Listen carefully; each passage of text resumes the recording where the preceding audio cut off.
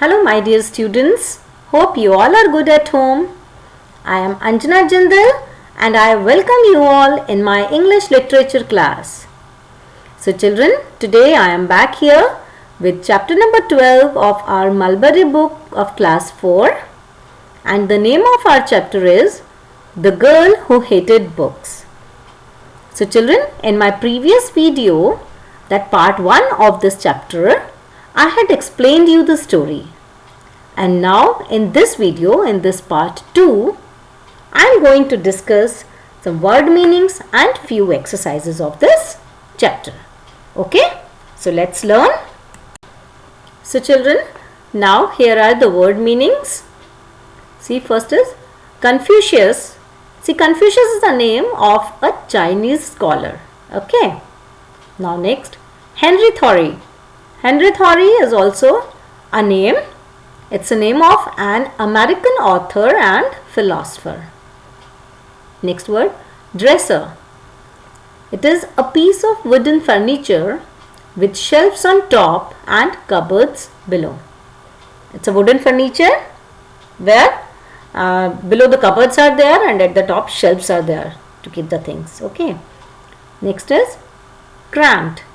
Cramped means fitted tightly, as the books were crammed in the fireplace, no? In Mina's house, yes, means very tightly the books were packed in the fireplace even. Yeah, that is crammed. Next is toppling.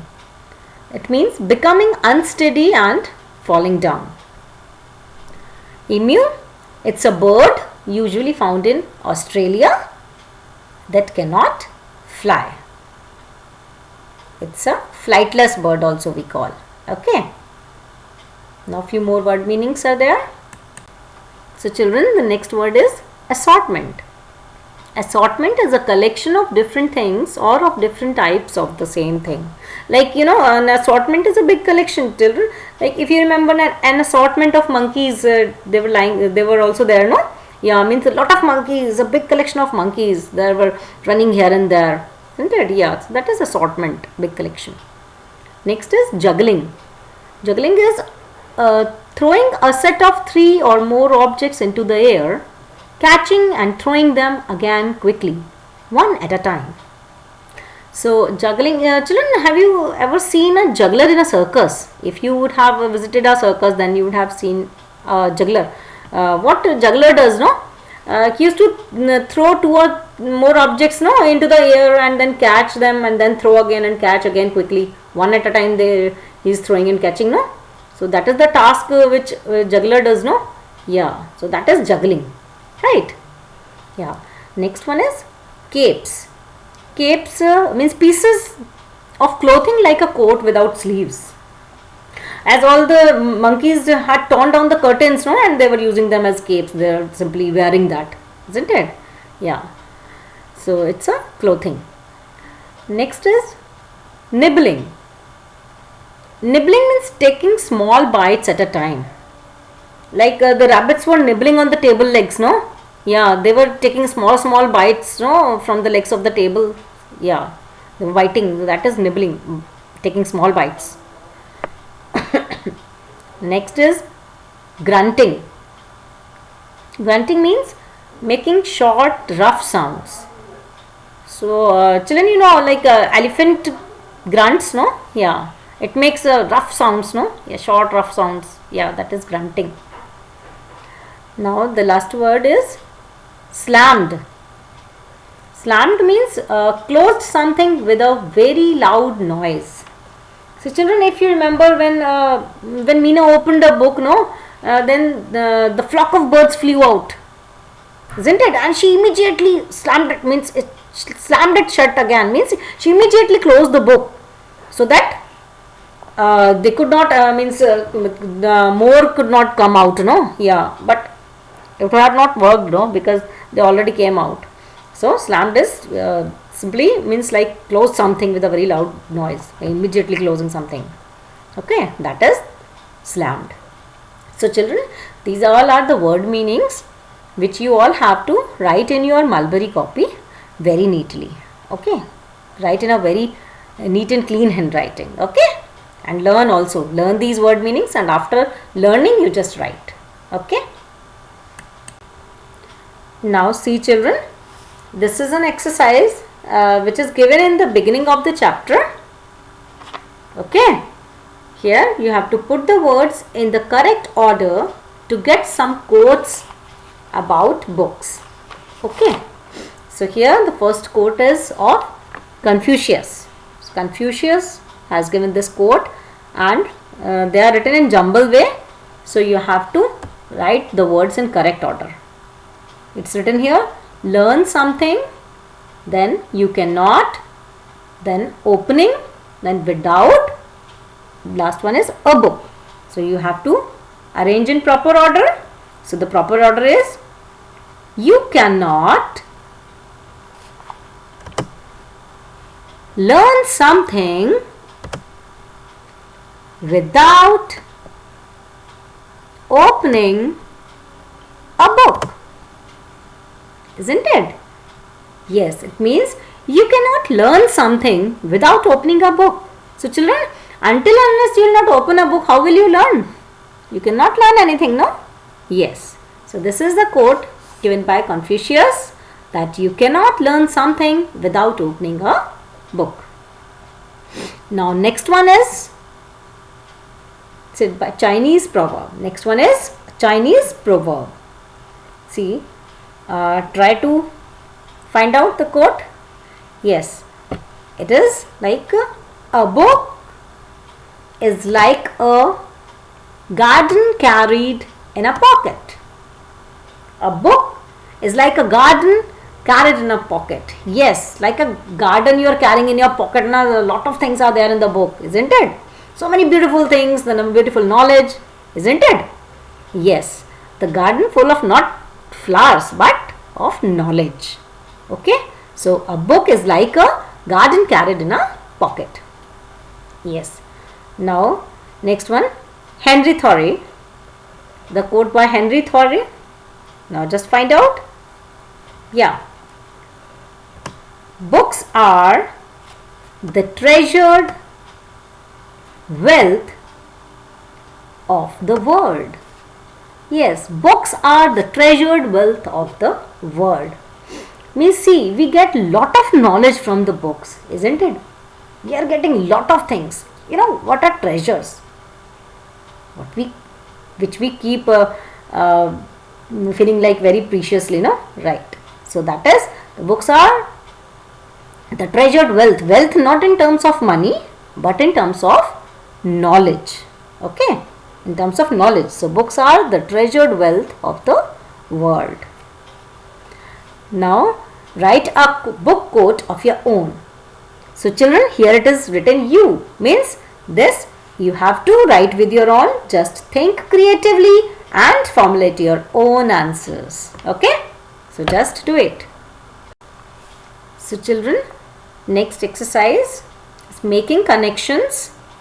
In making connections, here is quick answers.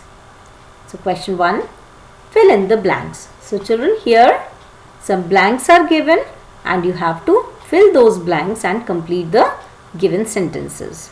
Okay, so let's see first one.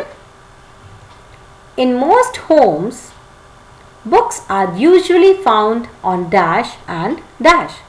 So children, in most homes, books are usually found on, yes, bookshelves and bedside tables. Yes, in most homes, books are usually found on bookshelves and bedside tables.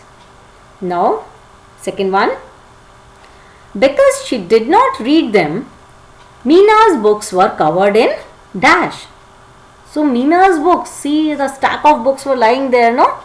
Yeah, on the top of which the cat Max was staying over there, isn't it? Yeah.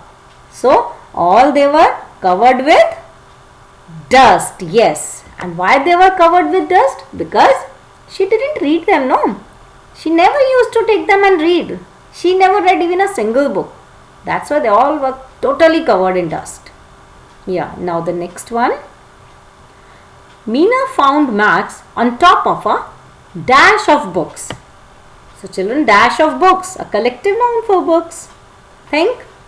Yes, stack. So Meena found Max on top of a stack of books. Yes. Now the next one. Meena slipped while she was trying to dash Max. She slipped, no, and she got imbalanced. Yes, and she fell down. So what she was trying to do? Yes, she was trying to rescue Max. Yeah, she was trying to save, no? Yeah. So Meena slipped while she was trying to rescue Max. Now the last one is, people and animals fell out of the books and went back in only when Meena dash. So children, all the creatures, the people, animals, means all the creatures which fell out of the books, they went back and no. So when they went back into the books? Only when Meena read them. Yes. So when Meena read. So these are the fill in the blanks which you have to do in your book. Okay. Now let's move to the next exercise. So children, here is next question, question number 2. So here is a picture of the inside of Meena's house. So children, here is a picture of the Meena's house, inside her house. Okay. So you have to draw an arrow to show where you would find books if you went there. Means if you went to Meena's house, where would you find the books? Among these pictures. Okay. Draw double arrows to show all the places where Meena looked for Max. So you just have to draw an arrow to show where you would find books, and you have to draw double arrows to show that the places where Meena looked for Max. When she called Max for breakfast, no, Max didn't come, no? Yeah. So she got up out of curiosity just to find him out. She looked for Max. So where are all the places? That you have to show with the double arrows. So children, in your books you can show with the single arrow and double arrows, but here now in this video I am showing you with the help of a table. Okay, I am just telling you with the help of a table. You can see here on your screen. Yes. So 2 columns are here. First one for find books, another one looked for Max. Okay. So where you would find books if you went to Meena's house? Yes, in the dresser. Yes. Then drawers. Then desk. Cupboard. Sofa. Chair. Yes, everywhere books. Isn't it? And where she looked for Max? Yeah, she looked for Max in the bathtub. Yes. And then at the top of the clock. Yeah. And the mat. Below the mat. And on the window pane. Yes. So this you can show in your book with the help of arrows. Okay. You just have to draw single and double arrows. So children, I hope you all have understood all the exercises well. Isn't it? Yes. So now it's the time for your home assignment. So children, in your homework, you have to learn all the word meanings, and after learning, you just write all the word meanings in your Mulberry copy very neatly, and all the exercises in your Mulberry book. Okay. And see, one more homework, very interesting homework is there for you. Yes. See. Here it is. Yes. Here you have to identify the types of sentence in each set. Place the correct punctuation mark at the end of each sentence. See children, if you remember your chapter number 1 of your English grammar book, that first chapter is the sentence, isn't it? There in that chapter you have read about the different kinds of sentences like imperative, interrogative, exclamatory, assertive. The sentences imperative, those which are the commands or the orders, commands, orders or the requests, isn't it? And what all are the punctuation marks are being used in such type of sentences. You all know very well, no? Yes. So recall all those things and then do this homework. Okay. So okay, now with this I am going to conclude my class. Thank you for watching the video. Bye bye and take care.